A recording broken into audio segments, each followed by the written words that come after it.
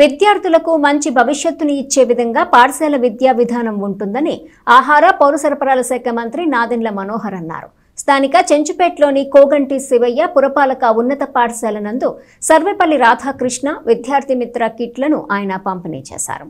ప్రభుత్వ పాఠశాలలో విద్యార్థులకు చక్కని మౌలిక వస్తువులతో పాటు విద్యను అందించే లక్ష్యంతో కూటమి ప్రభుత్వం విద్యాశాఖ ద్వారా ప్రతి సంవత్సరం 34,000 కోట్ల రూపాయలు ఖర్చు పెడుతుందని పౌర సరఫరాల శాఖ మంత్రి నాదెండ్ల మనోహర్ అన్నారు. స్థానిక చెంచుపేటలోని కేఎస్ఎం హైస్కూల్లో విద్యార్థులకు సర్వేపల్లి రాధాకృష్ణ విద్యార్థి మిత్ర కిట్లను ఆయన పంపిణీ చేశారు.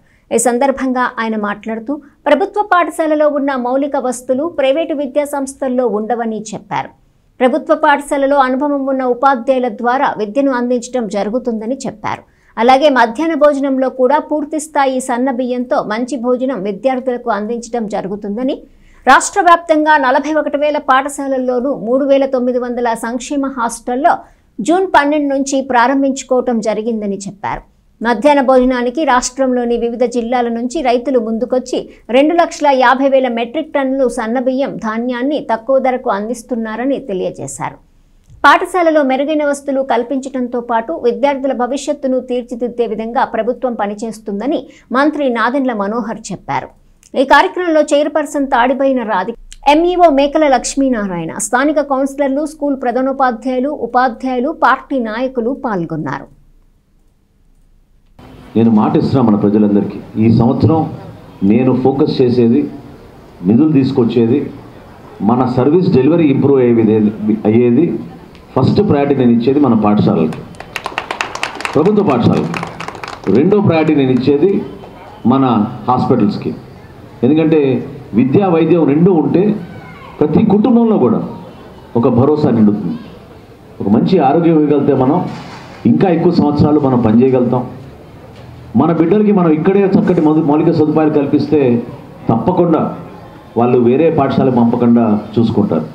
ఈ రోజున మనకి మొన్న జరిగిన తల్లికి వందనం కార్యక్రమంలో మన నియోజకవర్గంలో టోటల్ మనకి తెనాలి కొలిపర కలిపి 22,383 విద్యార్థులకు మనం 32 కోట్ల రూపాయలు మనం అందించగలిగాం.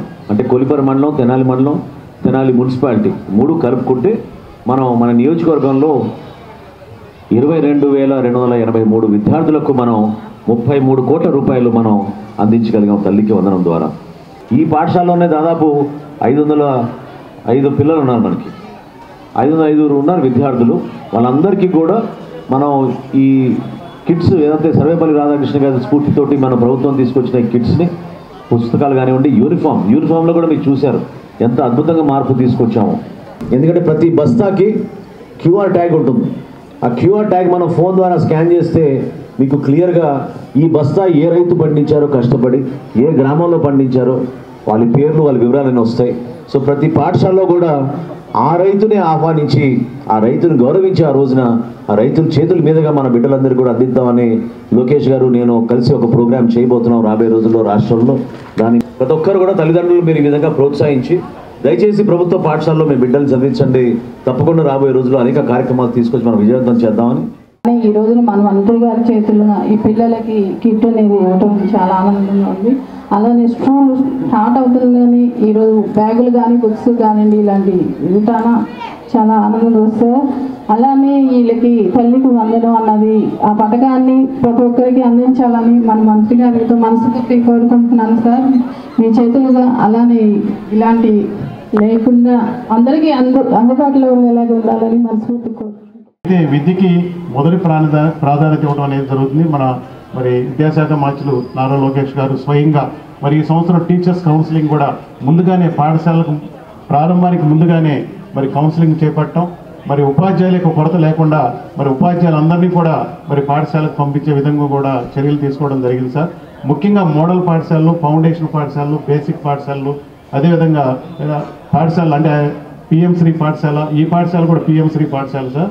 అదేవిధంగా మరి దీంతో పాటు హై స్కూల్ ప్లస్, అంగళకుదురులో హై స్కూల్ ప్లస్ను కూడా ఏర్పాటు చేయడం అనేది జరిగింది. విద్యకు సంబంధించి ఎంతో ఇంట్రెస్ట్ తోటి మరి మానవ వనరులు మరి ఏర్పడాలి, మానవ వనరులు తయారు చేయాలనేటువంటి ఆలోచనలతోటి ప్రభుత్వం కృతనిశ్చయిత ఉంది కూడా.